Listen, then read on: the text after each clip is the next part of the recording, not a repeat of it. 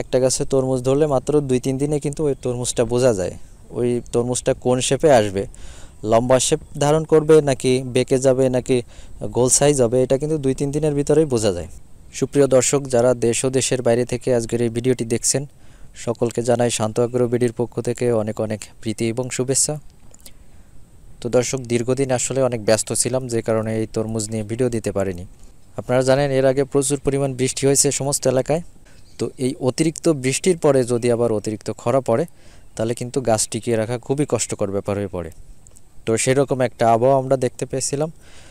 তো এই রকম আবহাওয়ায় আসলে এত সমস্যা একসাথে দেখা দিচ্ছিল যে ভিডিও মেক করার টাইম পাইনি। এই সমস্যাগুলো সলভ করতে যেয়ে আমি হিমশিম খেয়ে যাচ্ছিলাম, যে কারণে আসলে ভিডিও মেক করারও টাইম পাইনি। তো আজকে এইখানে আমি এতদিন যাবৎ কিভাবে গাছের পরিচর্যা করে আসছি, গাছে তরমুজ ধরা শুরু করছে, সেগুলোও দেখাবো।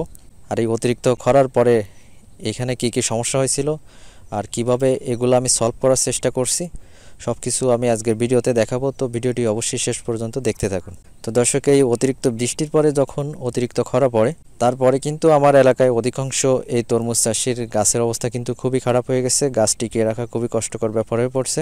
তো এই অতিরিক্ত যে সময় বৃষ্টি হয়, বৃষ্টি হলে মাটি কিন্তু এঁটে যায়, আর এই মাটি এঁটে যাওয়ার পরে হঠাৎ করে যদি প্রচুর পরিমাণ রোদ্দুর বেরোয়, তাহলে এই মাটিতে ফাটা দেখা যায়। আর এই অতিরিক্ত তাপের কারণে যে সময় এই মাটিটা ফেটে যায়, গাছের গোড়ার যে ভেজা একটা পরিবেশ থাকে, সেইখানে যদি অতিরিক্ত তাপ ধরে রাখে মাটিতে, তাহলে কিন্তু গাছ ঢলে পড়ার যে সমস্যা সেটা দেখা যায়। আর গাছের গোড়ায় যত ফাটা দেখতে পাবেন, তত বুঝবেন যে আপনার গাছের গোড়ার শিকড় কিন্তু ছিঁড়ে গেছে। তো এই শিকড় কেটে গেলে কিন্তু গাছগুলো মূলত দুর্বল হয়ে যায়। আর এই তরমুজ গাছে সবেমাত্র তরমুজ ধরছে। তো আপনারা জানেন যে গাছের যতই গ্রোথ থাকুক, যে সময় ওই ডগাটা একটা তরমুজ ধরে, তারপরে কিন্তু ওই ডগার গ্রোথ কমে যায়, ডগার মাথা যে মোটা থাকে সেটা চিকন হয়ে যায়। তো এটা হচ্ছে যে সময় দেখবেন যে সুস্থ গাছ, গাছের গ্রোথ ভালো, সেই টাইমেতেই গাছের এই অবস্থা হয়। আর এই অতিরিক্ত খরার পরে গাছ এমনিতেই দুর্বল হয়ে গেছে, এই দুর্বল অবস্থায় যে সময় ফল ধরছে, তখন গাছের অবস্থা তো আরও বেশি খারাপ হয়ে গেছে। তো সময়টা আসলে খুব কম পেয়েছি, মাত্র 2 দিনের ভিতরে গাছগুলা কিন্তু নষ্ট হয়ে যাচ্ছিল। তো অনেক কষ্ট করে টিকায় রাখছি। তো সব কিছু আজকের ভিডিওতে একে একে শেয়ার করব। তো আমার এখানে এই সমস্ত গাছের গোড়ায় কিন্তু আমি মাটি আলগা করে দিছি। গাছের থেকে 10-15 ইঞ্চি দূর থেকে আমি নতুন করে এখানে নিড়ানি দিয়ে আমি মাটি খুঁড়ে তারপরে গাছের গোড়ায় কিন্তু এই ফাটাটা আমি ঢেকে দিছি। যেহেতু গাছের একেবারে গোড়া দিয়ে শিকড় থাকে, যদি একেবারে গোড়া দিয়ে নিড়ানি দিয়ে এখানে মাটি খোঁড়ায়, তাহলে কিন্তু গাছের অধিকাংশ শিকড় কেটে যেতে পারে। অলরেডি এইখানে শিকড় কেটে গেছিলো, এত পরিমাণ ফাড়া দেখা দিছিল। মাত্র একদিনের রোদ্রে কিন্তু এই সমস্যাটা দেখা দিছে। তো আমরা এগুলা এত দ্রুত সলভ করতে পারিনি, যে কারণে কিছু কিছু গাছ কিন্তু এখনও দুর্বল রয়ে গেছে। তো এখানে যখন আমি সমস্ত গাছের মাটি নিড়ানি দিয়ে খুঁড়ছি, আর এই সুযোগে কিন্তু আমি এখানে চাপান সারও দিয়ে দিছি। তো অনেকে ভাবতে পারেন যে এখন গাছে ফল আসছে, কেন চাপান সার এই মুহূর্তে দিলাম, গাছের ফল ঝরে যেতে পারে। তো দর্শক, আসলে তরমুজ চাষের নির্দিষ্ট কোনো গাইডলাইন নাই। আমি এর আগেও বলছি যে তরমুজ চাষের আপনি একেবারে স্টেপ টু স্টেপ এইভাবে ফলো করে আপনি একেবারে শেষ পর্যন্ত চাষাবাদ করবেন, এইরকম কোনো গাইডলাইন নাই। ওয়েদারের উপর নির্ভর করে আপনাদের চাষাবাদ করতে হয়, গাছের উপর নির্ভর করতে হয়। তো আমার এখানে এই মুহূর্তে আমি যতই সার দেয়, আমার এখানে গাছের থেকে কিন্তু কোনো জালি নষ্ট হবে না। তার কারণ এই অতিরিক্ত খরার পরে এই সমস্ত গাছ কিন্তু দুর্বল হয়ে গেছে, আর ফল ধরার সাথেই গাছ আরও দুর্বল হয়ে যায়, গাছের গ্রোথ কমে যায়। তো এই যে দুইটা ধাক্কা একসাথে গাছের কিন্তু লাগছে, রোদ্দুরে মাটি ফেটে গেছে, গাছের শিকড় ছিঁড়ে গেছে, আর এই মুহূর্তেই গাছে প্রচুর পরিমাণ ফল ধরছে। তো এই মুহূর্তে আমি যদি গাছে প্রচুর খাবারও দেই, তারপরেও কিন্তু গাছের থেকে একটা জালিও ঝরে যাবে না, কিংবা একটা জালিও পচে যাবে না। গাছে জালি আসছে, তাহলে সার দিলে কিন্তু জালি নষ্ট হয়ে যেতে পারে। তো এটা কখন নষ্ট হয়? যে সময় আপনার গাছের গ্রোথ ভালো থাকে, গাছের ডগা মোটা থাকে, ওয়েদারও ভালো থাকে।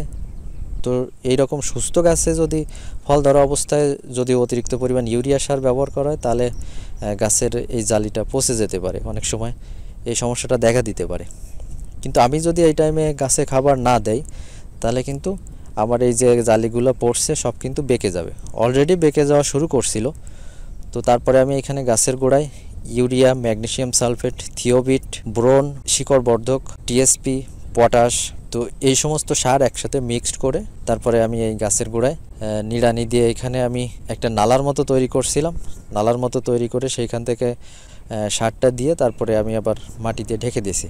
তো আমার এই গাছের গোড়ার যে মাটিগুলো দেখতে পাচ্ছেন, এইটা কিন্তু গাছের একটু দূর থেকে আমি এটা খুঁড়ে গাছের গোড়ার দিকে আমি এটা টেনে দিছি। তো এটা হচ্ছে গোড়ায় যে সার দিলাম সেটা গেল। এরপরে আমি স্প্রেতে কি ব্যবহার করছি, তো এই গোড়ায় যে সারটা দিচ্ছি এটা কিন্তু সাথে সাথে ধরে না, যেহেতু আমার গাছের শিকড় অলরেডি ছিঁড়ে গেছে এই যে অতিরিক্ত ফাটার কারণে। তো সেক্ষেত্রে আমার সার ধরতে গেলে ওই শিকড়টা নতুন করে আবার বৃদ্ধি পাবে, না হলে নতুন শিকড় বেরোবে, তারপরে ওই সারটা ধরবে। এক্ষেত্রে আমার গাছের জালিগুলা কিন্তু অলরেডি বেঁকে যাওয়া শুরু করছিল, আর এই জালিগুলা কিন্তু দিন দিন আরও বেঁকে যেতে থাকবে। আপনারা জানেন যে একটা গাছে তরমুজ ধরলে মাত্র 2-3 দিনে কিন্তু ওই তরমুজটা বোঝা যায়, ওই তরমুজটা কোন শেপে আসবে, লম্বা শেপ ধারণ করবে নাকি বেঁকে যাবে নাকি গোল সাইজ হবে, এটা কিন্তু 2-3 দিনের ভিতরেই বোঝা যায়। তো সেক্ষেত্রে আমরা যদি ওই গাছের গোড়ার এই সারটা ধরার টাইমটা এইখানে নিয়ে বসে থাকি, তাহলে আমাদের অধিকাংশ জালি কিন্তু বেঁকে যাবে। সেজন্য আমি এখানে স্প্রেতেও ভিটামিন ব্যবহার করছি, তারপর এখানে স্প্রেতে ব্যবহার করছি সিলেটেড জিঙ্ক, বোরন, আর এছাড়া আমি এখানে ছত্রাকনাশক ব্যবহার করছি অ্যান্ট্রাকল। তো আপনারা জানেন যে অ্যান্ট্রাকল এই ছত্রাকনাশকটা আপনি যদি গাছে স্প্রে করেন, আপনার গাছে যদি বড় ধরনের কোনো সমস্যা না থাকে, গাছে যদি ভাইরাসের সমস্যা না থাকে, গাছ সুস্থ থাকলে, যদি গাছের গ্রোথ কম থাকে কিংবা গাছের পাতা যদি একটু চাপা থাকে, গাছের ডগাগুলোর গিট যদি একটু ঘন ঘন থাকে, তো এই অ্যান্ট্রাকল স্প্রে করলে কিন্তু গিটের যে দূরত্বটা এটা বৃদ্ধি পায়, গাছের গ্রোথটা বৃদ্ধি পায়, গাছের পাতাগুলো আস্তে আস্তে কোঁকড়া থাকলে সেগুলা মেলে যায়। তো গাছের গ্রোথ ভালো রাখার জন্য এই অ্যান্ট্রাকল এটা ব্যবহার করা হয়েছে। তো ছত্রাকনাশক হিসেবে এখন এটা ব্যবহার করছি। এছাড়া আমি গাছের গোড়ায় কিন্তু গোলা সারও ব্যবহার করছি, যেহেতু হঠাৎ করে এতগুলো প্রেশার গাছের উপরে পড়ছে, ফল ধরছে, সে এক প্রেশার, অতিরিক্ত তাপ, গাছ দুর্বল হয়ে গেছে, আর গাছের গোড়ার এই যে শিকড়, এই শিকড়গুলো ছিঁড়ে গেছে, যে কারণে আমি কিন্তু গোলা সারও এখানে ব্যবহার করছি। তো দেখেন এই গাছগুলোকে টিকিয়ে রাখার জন্য এবং এমন মুহূর্তে ফলগুলো ধরছে, এই ফলগুলোকে সুস্থ রাখার জন্য একসাথে এত সমস্যার ফেস করতে হয়েছে, যে কারণে ভিডিও মেক করতে কিন্তু লেট হয়ে গেছে, আমি টোটালি ভিডিও মেক করার টাইম পাইনি। তো গোলা সার হিসাবে এখানে আমি ব্যবহার করছি ইউরিয়া, ম্যাগনেসিয়াম সালফেট, থিওবিট, বোরন, শিকড় বর্ধক। এছাড়া এর সাথে আমি ব্যবহার করছি পিজিআর। তো গোলা সারেও পিজিআর ব্যবহার করা যায়, আপনারা এটা ব্যবহার করে দেখবেন, এটার রেজাল্ট কিন্তু ভালো পাবেন। তো গোলা সার নিয়ে এর আগেও ভিডিও দিয়ে আসছি, সেগুলো দেখে নিতে পারেন, নতুন করে আর কি বলবো। তো পিজিআর এখানে ব্যবহার করছি, এই যে 100 লিটারের যে ড্রাম, এখানে 250 থেকে 300 গ্রাম পিজিআর এর সাথে মিক্সড করে আপনারা ব্যবহার করতে পারেন। এছাড়া শিকড় বর্ধক হিসাবে এই যে ন্যাপথালিক অ্যাসিড, গত বছরের যে তরমুজের যে ভিডিও, সেই ভিডিওয়ে আমি এটা দেখাইছিলাম। এই মুহূর্তে যেহেতু আমার দ্রুত গাছে শিকড় দরকার, আমি যেহেতু চাপান সারটা ব্যবহার করছি, তো ওই চাপান সারটা ধরার জন্য আমার গাছে কিন্তু নতুন করে শিকড়ের দরকার, না হলে এই সারটা ধরতে পারবে না। তো সে কারণে কিন্তু এখানে চাপান সারেও শিকড় বর্ধক ব্যবহার করা হয়েছে এবং গোলা সারেও শিকড় বর্ধকটা ব্যবহার করছি। তো ব্যবহার করার পর তারপরে আমি এখানে পানি সেচ দিয়ে দিছি। আর এই মুহূর্তে আমি এই যে ভিডিওটা করছি, এখন বৃষ্টি হয়েছে, বেশ ভালোই বৃষ্টি হয়েছে, এবং এই বৃষ্টিটা গাছের জন্য খুবই উপকারে আসবে, তার কারণ গাছের গোড়ায় সার দেওয়া হয়ে গেছে। এই মুহূর্তে বৃষ্টি হলে আমাদের গাছের জন্য খুবই উপকারী। আর গাছে এই যে ফলগুলো ধরছে, এই মুহূর্তে গাছে প্রচুর খাবার দরকার, ফলের বৃদ্ধির জন্য খাবার দরকার, ফলের সাইজ ভালো রাখার জন্য খাবার দরকার, এবং গাছগুলা সুস্থ থাকার জন্য খাবার দরকার। তো এই খাবারটা দেওয়ার পরেও গাছে কিন্তু খাবারটা নিতে পারছে না। তো এরপরেও আরও একটা সমস্যা আপনাদের সামনে তুলে ধরবো, যে এত সমস্যা একসাথে ফেস করছি। তো আপনি গাছের গোড়ায় যতই খাবার দেন না কেন, আপনার গাছের শিকড়ে যদি সেই খাবারটা নিতে না পারে, গাছের শিকড় যদি অসুস্থ থাকে, তাহলে কিন্তু আপনি যতই গাছে সার দেন না কেন, গাছের গ্রোথও ভালো হবে না। আর গাছের যে কালার, হলুদ একটা কালার কিংবা ফ্যাকাশে কালার থাকবে, গাঢ় সবুজও এই বর্ণ ধারণ করবে না। তো আপনি প্র্যাকটিক্যালি এটা দেখবেন, আপনি গাছে প্রচুর পরিমাণ সার দিচ্ছেন, ভিটামিন দিচ্ছেন, তারপরেও কিন্তু গাছের কালার ফিরছে না, গাছের গ্রোথও বাড়ছে না, আর গাছের ডোগাও মোটা হচ্ছে না, গাছের ডোগা একটা চিকুন ভাব থেকে যাচ্ছে। তো অনেকে কিন্তু এই সমস্যার জন্য প্রচুর পরিমাণ পিজিআর ব্যবহার করতে পারেন, এছাড়া জিব্রেলিক অ্যাসিড ট্যাসিড এগুলো ব্যবহার করে। তো এর মূল সমস্যা কিন্তু শিকড়ে। তো আমি এর আগের অনেক ভিডিওয়ে বলছি যে গাছের যে সময় শিকড় ছিঁড়ে যায় এই অতিরিক্ত খরার কারণে, অতিরিক্ত বৃষ্টির পরে যখন অতিরিক্ত খরা হয়, মাটি হঠাৎ করে ফেটে গেলে তখন গাছের শিকড় ছিঁড়ে যায়। আর এই শিকড় কেটে যাওয়ার কারণে ওই শিকড়ে কিন্তু ব্যাকটেরিয়ার আক্রমণ দেখা দিতে পারে। তো এই ব্যাকটেরিয়ার আক্রমণের কারণে অনেক গাছ কিন্তু মারাও যায়। দেখবেন যে সুস্থ গাছে কোনো সমস্যা নাই, গাছে ভাইরাস আসলে আপনারা বেশ কিছুদিন আগে থেকে একটা লক্ষণ বুঝতে পারেন। গাছের মাথার দিকে হয় মোটা হয়ে যায়, না ডগা কোকড়া হয়ে যায়, ওইখানে পাতাগুলো একটা জড়সড় একটা ইয়া ধারণ করে, গাছের গ্রোথ কমে যায়, গিটগুলা খাটো খাটো হয়ে যায়। তো এরকম সমস্যা দেখা দেওয়ার পরে তারপরে পুরোপুরি ওই গাছটা কিন্তু ভাইরাসে আক্রান্ত হয়ে মারা যায়। কিন্তু এই যে ব্যাকটেরিয়ার এই সমস্যাটা, এটা কিন্তু হঠাৎ করেই দেখা যায়, 2-3 দিনের ভিতরেই দেখবেন আপনার গাছ মারা গেছে। তো সুস্থ গাছ দেখছেন, হঠাৎ করে গাছটা একটা হলুদ বর্ণ ধারণ করলো, কিংবা গাছের একটা ডগা ফেটে গেল, গাছের কোনো পাতা কোঁকড়া নাই, দেখলেন যে গাছের মাথায় একটা হলুদ ভাব দেখা যাচ্ছে, গাছটা কিন্তু 2-1 দিনের ভিতরেই মারা গেল। তো এটা হচ্ছে ব্যাকটেরিয়া জনিত সমস্যা। তো এখানে ব্যাকটেরিয়া জনিত এই সমস্যাটাও কিন্তু দেখা দিয়েছে। তো গাছের এই যে কাণ্ড ফাটছে, তো এই গাছের গোড়ার দিকে খেয়াল করলে বোঝা যায়, কিছু দূর যে কিন্তু ওই গাছের যে ডগাটা, ওই ডগার এখানে ফাটল দেখা যায়। এই ডগা এখানে ফেটে গেলে গাছের মাথা কিন্তু ঠিকমতো খাবার নিতে পারে না, এখানে ইনফেকশন দেখা যায়, এখানে গাছের আঠা ঝরে, বাদামি এই যে আঠা ঝরে। তো এই যে সমস্যাটা, এরকম সমস্যাও কিন্তু আমি এখানে ফেস করছি এই মুহূর্তে। তো এত সমস্যা এখানে একসাথে সলভ করতে হচ্ছে, তাতে বুঝতে পারছেন খুব একটা প্রেশার যাচ্ছে। তো এই যে সমস্যাটা, এই সমস্যা দেখা দিলে আপনারা কি করবেন? তো এই ব্যাকটেরিয়া জনিত এই সমস্যাটা, এটা দেখা দিলে সবচেয়ে ভালো যে ওষুধটা কাজ করে সেটা হচ্ছে অনলাইন। তো এটার দাম একটু বেশি পড়বে, তারপরেও এটার রেজাল্ট খুবই ভালো। তো সবেমাত্র আপনার গাছের ডগা যদি ফাটে, ওই ডগাটা যদি নষ্ট না হয়ে পারে, ওই ডগায় যদি কোনো ইনফেকশান দেখা না দেয়, তাহলে আপনি যদি অনলাইন স্প্রে করেন, ওই ডগা এখানে ফাটা থাকবে, কিন্তু ওইখান থেকে এই আঠা ঝরা বন্ধ হয়ে যাবে এবং ওইখানে কোনো ইনফেকশান আর তৈরি হবে না, ওই ডগাটা কিন্তু সুস্থ থাকবে। আর যদি এখানে ইনফেকশন তৈরি হয়ে যায়, তাহলে ওই ডগাটা টোটালি মারা যাবে, আর শুধু ওই ডগা না, টোটাল গাছটাই কিন্তু নষ্ট হয়ে যাবে। তো এই রকম সমস্যা দেখা দিলে কিন্তু গাছে আপনি যতই খাবার দেন না কেন, আপনার গাছ কিন্তু খাবার নিবে না, আপনার গাছ খাবার গ্রহণ করতে পারবে না। তো এই ব্যাকটেরিয়া জনিত এই সমস্যাটা শিকড়ের থেকেই শুরু হয়। তো আমরা বুঝে পারি না, আমরা মনে করি এটা ভাইরাস, আমরা ছত্রাকনাশক ব্যবহার করতেই থাকি, কোনো রেজাল্ট পাই না, পরবর্তীতে দেখা যায় যে গাছটা মারা গেছে। তো ব্যাকটেরিয়া জনিত এই সমস্যা যদি দেখা যায়, এটা কিন্তু ঠিক করা যায়। ভাইরাস জনিত যে সমস্যা, এটা কিন্তু ঠিক করা যায় না।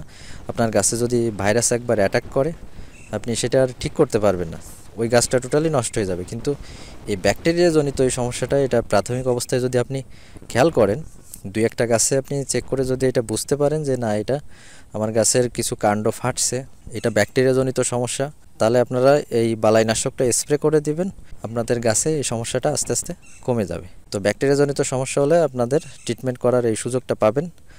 তো সেক্ষেত্রে আপনারা অবশ্যই আপনাদের গাছের ডগা চেক করবেন। যে সময় দেখবেন আপনারা প্রচুর পরিমাণ সার দিচ্ছেন, কিন্তু গাছ হলুদ একটা ভাব থেকে যাচ্ছে, গাছে ঠিকমতো সার নিতে পারছে না, তখন বুঝবেন যে আপনাদের গাছের শিকড়ে সমস্যা দেখা দিয়েছে। তো শিকড় সুস্থ থাকলে আপনাদের গাছও ঠিকমতো খাবার নিতে পারবে এবং গাছও সুস্থ থাকবে। আপনি ঠিকমতো পানি সেচ দিচ্ছেন, সার দিচ্ছেন, ভিটামিন দিচ্ছেন, ছত্রাকনাশক দিচ্ছেন, তারপরেও যদি গাছে কোনো পরিবর্তন যদি দেখতে না পান, তাহলে আপনারা এই গাছের ডগা চেক করবেন যে কোনো ডগায় ফাটা আছে কিনা, আর কোনো গাছ এরকম হলুদ একটা বর্ণ ধারণ করে ডগা শুকিয়ে মারা যাচ্ছে কিনা, এটা চেক করবেন। তারপরে আপনারা যদি এই সমস্যাটা দেখতে পান, তাহলে এই অনলাইন যে বালাইনাশকটা, এটা স্প্রে করবেন। আশা করি খুব দ্রুত আপনাদের এই সমস্যাগুলো রিকভারি হবে। আর এখানে তরমুজ ধরা শুরু করছে মাত্র 3-4 দিন। তরমুজ ধরতে আসলে খুব বেশি টাইম লাগে না, একটা সপ্তাহ যদি ভালো ওয়েদার থাকে, 1 সপ্তাহে আপনাদের গাছে যে পরিমাণ ফল ধরবে ওইটাই আনা। মাত্র 1 সপ্তাহ যদি ওয়েদার ভালো থাকে, গাছ সুস্থ থাকে, গাছে যদি পোকা আক্রমণ না করে, তাহলে কিন্তু খুব দ্রুত তরমুজ ধরবে। তো আমার এখানে মাত্র 3-4 দিনের ভিতরে এই ফলগুলো ধরছে। তো আমি এখন আর পানিতে নেমে ভিডিওটা করছি না, ফলের সাইজ আর একটু বৃদ্ধি পাক, তারপরে টোটাল এরিয়াটা আমি ভিডিও করে দেখাবো। আর এর আগে ভিডিওয়ে বলছিলাম যে ফল টাইম মতোই ধরবে, আপনারা কেউ হতাশ হবেন না। তো অলরেডি ফল ধরা শুরু করছে, আর 2-1 দিনের ভিতরে কিন্তু এই ফলগুলো নেট ব্যাগ দিয়ে বাঁধা শুরু করতে হবে। আপনারা জানেন যে তরমুজ ধরার মাত্র 20-25 দিনের ভিতরে কিন্তু সেগুলো সেল করা যায়। তরমুজ বিক্রয় উপযোগী হতে মাত্র 20 থেকে 25 দিন টাইম লাগে। তো ধরতে যতটুক টাইম, এই আর কি। তো দর্শক, এত সমস্যা আসলে একটা ভিডিওতে ওইভাবে তুলে ধরা সম্ভব না, এতগুলো সমস্যা ফেস করছি। তো আপনাদের যদি কোনো প্রশ্ন থাকে, আপনারা কমেন্ট বক্সে লিখে জানাবেন। তো দর্শক, বর্ষাকালীন তরমুজ চাষের এ পর্বে এই ছিল আজকের ভিডিও। তো ভিডিওটি যদি ভালো লাগে অবশ্যই লাইক করবেন, শেয়ার করবেন, আর যদি কোনো মতামত থাকে কমেন্ট বক্সে লিখে জানাবেন। তো ধন্যবাদ সাথে থাকার জন্য, দেখা হবে নেক্সট ভিডিওতে। ভালো থাকবেন সবাই।